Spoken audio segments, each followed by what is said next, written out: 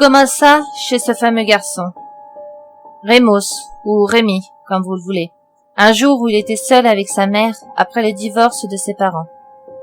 Ce dernier, ayant profondément affecté sa mère, lui causant un doublement de personnalité que la plupart des personnes appellent schizophrénie, bien que les deux n'ont rien à voir. Ce problème lui causa parfois des crises diverses, mais elle arriva tout de même à le cacher à son fils. Ce jour-là, sa mère était dans la cuisine, en train de faire à manger. Elle était en train de couper des carottes quand une de ces fameuses crises plus fortes et dangereuses que la moyenne se manifesta. Elle passait généralement ses crises sur les meubles et les murs, mais malheureusement pour lui, Rémos, de son surnom Rémi, ce garçon aux yeux bleus, qui ne voulait juste qu'un jus d'orange, se trouvait être au mauvais endroit, au mauvais moment, dans la cuisine. Sa mère, couteau en main, plaqua Rémi contre le mur et le poignarda. Mais elle ne s'arrêta pas au premier coup de couteau. Non, elle lui planta la lame dans les yeux, les crevant et l'égorgea, l'éventra, le tua de toutes les coupures possibles et inimaginables, recouvrant de sang le carrelage immaculé de la cuisine. La crise passa, et elle réalisa ce qu'elle venait de faire. En proie à la panique, elle traîna le cadavre et l'enterra dans le jardin.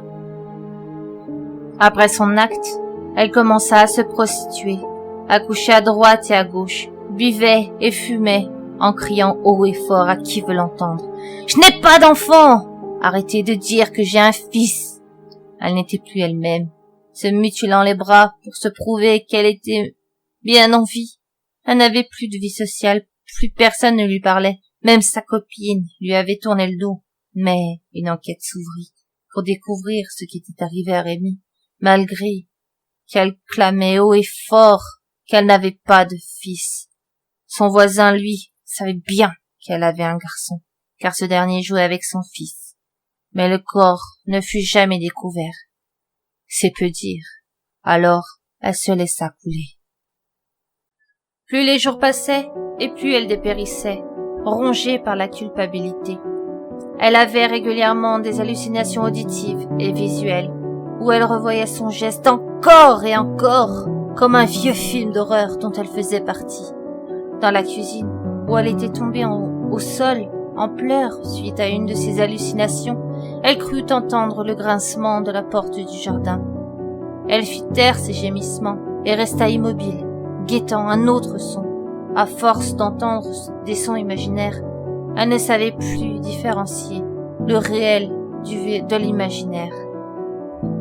Elle se releva, essuya ses larmes, avant de repleurer de plus belle, jusqu'à ce qu'elle entende un autre son, celui de la porte de la cuisine, qu'elle laisse généralement entr'ouverte, et qui était cette fois ouverte en grand. Elle crut apercevoir une silhouette du coin de l'œil. Elle demanda d'une voix tremblante et sanglotante. Qui est là? À ces mots, répondit une voix familière, trop familière. Maman. La silhouette se dessina devant elle. La mère recula contre le mur, couteau dans les mains. Elle se laissa tomber au sol. Maman, où es-tu? Je ne vois rien. Elle hurla en entendant son cri. Rémos tourna la tête vers elle. Ses orbites étaient vides. Des larmes de sang s'en écoulaient et tombaient au sol.